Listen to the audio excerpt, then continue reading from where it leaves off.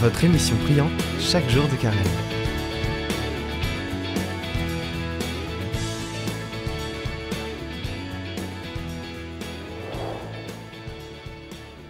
Pour ce dernier jour de notre parcours, nous allons prendre tout simplement le dernier psaume, le psaume 150. Alors vous savez peut-être que les trois derniers psaumes, 148, 149, 150, sont trois psaumes de louange. Saint Benoît, dans la règle qu'il a écrite pour les moines et les moniales, demande qu'il soit dit tous les jours. Vous voyez, les psaumes 148, 149, 150 à la fin de la série des psaumes des laudes. Et donc tous les jours, les moines disent cette louange à Dieu. Et c'est bien pour nous de nous remettre dans ce contexte en se disant, oui, chaque jour on peut chanter la louange de Dieu. Et à la fin de notre parcours, là, juste à la veille des rameaux, de nous dire que nous sommes dans la louange, dans l'action de grâce à Dieu pour le carême que nous avons passé, c'est certainement une bonne prière.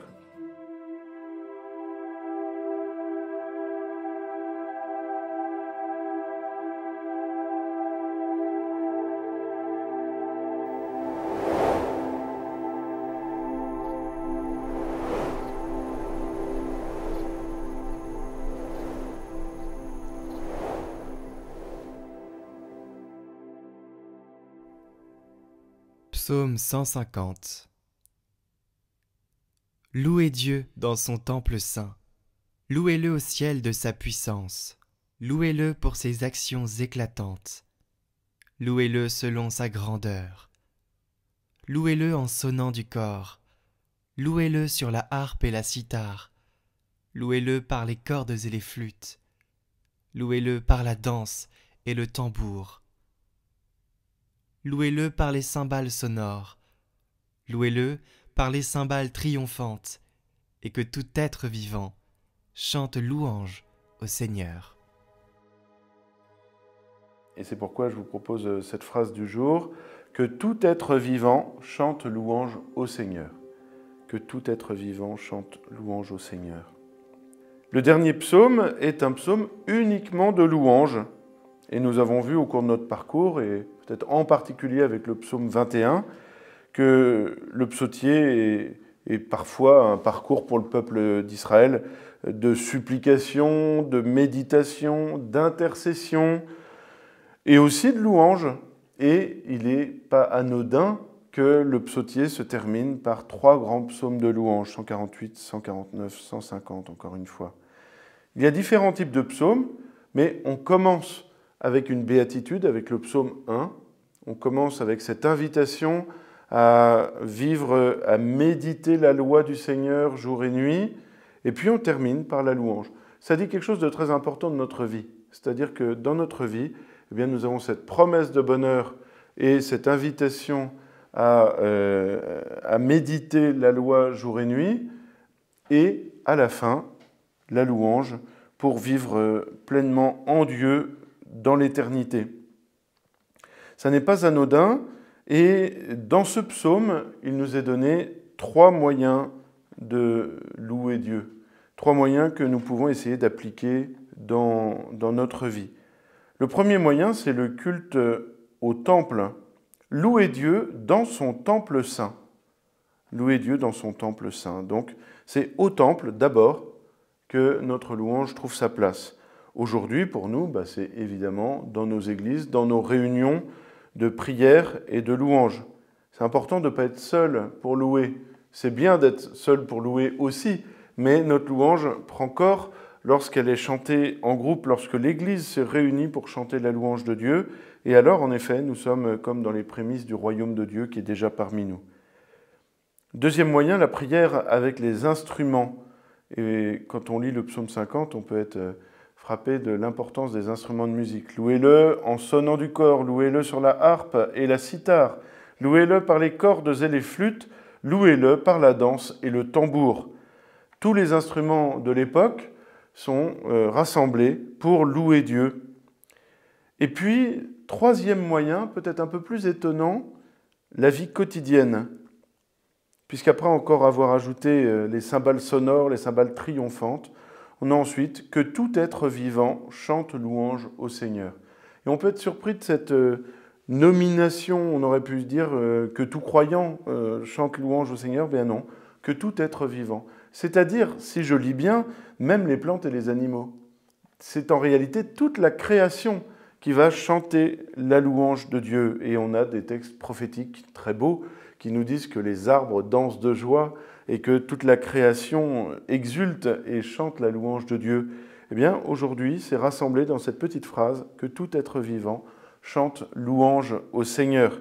C'est une invitation vraiment pour chacun de nous, à la fin de ce carême, d'entrer dans la louange de Dieu. Et pas une louange qui sera temporaire, comme les acclamations du peuple avec Jésus qui entre à Jérusalem au rameau, mais qui ensuite va demander sa mort et sa condamnation, mais une louange qui nous fait véritablement entrer dans le royaume de Dieu. Donc une louange permanente, une louange éternelle, malgré les difficultés, malgré les supplications que nous avons eues à exprimer dans le psautier déjà, malgré toutes les épreuves que nous pouvons connaître dans notre vie, nos imperfections, nos péchés, tout cela nous le connaissons bien. Ben oui, mais à quoi sommes-nous appelés? C'est à la vie de louange avec Dieu dans l'éternité, entouré des anges, devant le Seigneur, dans la vie éternelle. Et cet esprit de louange doit nous tourner vers Dieu, même dans notre combat spirituel. Si nous regardons Dieu avec toute notre attention, nous n'avons plus un regard pour le démon, parce qu'on ne peut pas regarder deux choses à la fois. Si on regarde Dieu, eh bien on ne regarde plus le démon. Si on regarde la louange de Dieu, eh bien on ne regarde plus les imperfections de notre vie. Alors il ne s'agit pas de les nier, évidemment, mais in fine de dire, moi, mon but, c'est la louange du Seigneur. Et alors le combat spirituel est gagné, parce que si on ne voit plus le démon, si on n'a plus un regard pour lui, alors on ne tombera plus dans la tentation. Et ça nous permettra ensuite de gagner le combat spirituel. C'est le père d'Escouvemont qui dit « C'est en chantant que je gagne mes batailles ». Et il invite à utiliser la musique militaire dans les combats spirituels. La musique militaire, ça peut être les psaumes. Les psaumes sont faits pour être chantés. Les psaumes sont faits pour être chantés, en plus, à plusieurs. Ils ne sont pas faits pour être seulement médités tout seuls chez nous. Ils sont faits pour les deux, en réalité. Le psautier, c'est vraiment un livre de prière pour chez moi, dans ma chambre. C'est aussi un livre de prière commune qu'on peut chanter ensemble. Et on le sait bien, puisqu'à la messe, on chante tous les dimanches un psaume, tous les jours même, un psaume. Et puis que dans les offices liturgiques, des laudes, des vêpres, eh bien on chante des psaumes également. Donc les psaumes sont faits pour être chantés à plusieurs. Pour gagner le combat spirituel, pour nous éloigner du démon et pour adhérer pleinement à Dieu. Et le carême est un temps de combat renforcé, une sorte de concentré de notre combat spirituel, le carême, qui nous permet d'arriver à Pâques plus fort, parce que nous nous serons exercés pendant ce temps de 40 jours. Alors, nous avons d'autant plus besoin de louer Dieu dans ces derniers jours de carême. Nous avons vraiment besoin de nous tourner vers lui, de chanter sa louange pour couronner notre combat spirituel qui a été fait avec la prière, avec l'aumône et avec la pénitence au cours de ce carême. Et les fins dernières, nous le savons, au-delà même de notre mort, c'est d'être unis autour de Dieu pour le louer. Et c'est l'Apocalypse qui nous raconte le dernier grand combat de Satan contre le monde et contre Dieu. Et ce combat s'achève dans une grande louange. C'est au chapitre 19 de l'Apocalypse. Après cela, j'entendis comme la voix forte d'une foule immense dans le ciel qui proclamait « Alléluia, le salut, la gloire, la puissance à notre Dieu. Ils sont vrais, ils sont justes ces jugements. Il a jugé la grande prostituée qui corrompait la terre par sa prostitution. Il a réclamé justice du sang de ses serviteurs qu'elle a versé de sa main. » Eh bien, le dernier psaume annonce cette victoire finale. En chantant le psaume 150, eh bien, nous nous unissons par avance à cette grande foule qui chante la louange de Dieu et qui chante sa victoire sur le mal. Alors, en dernière préparation à Pâques, eh bien, je nous encourage vraiment tous à vivre dans cet esprit de louange. Et pour cela, eh bien, je vous propose, comme prière du jour, un extrait du Te Deum, qui est l'hymne de louange que l'Église chante très traditionnellement à Dieu. À toi, Dieu, notre louange, nous t'acclamons, tu es Seigneur. Devant toi, Père éternel, le monde entier se prosterne. Tous les anges chantent ta gloire, les esprits des cieux te rendent grâce. chérubins et séraphins exultent sans fin devant toi. Saint, Saint, Saint, le Seigneur, Dieu de l'univers, le ciel et la terre sont remplis de ta gloire. Comme engagement du jour, je vous propose aujourd'hui de faire un tout petit pèlerinage, d'aller dans une église aujourd'hui pour louer Dieu avec un chant ou avec une prière ou avec le psaume 150.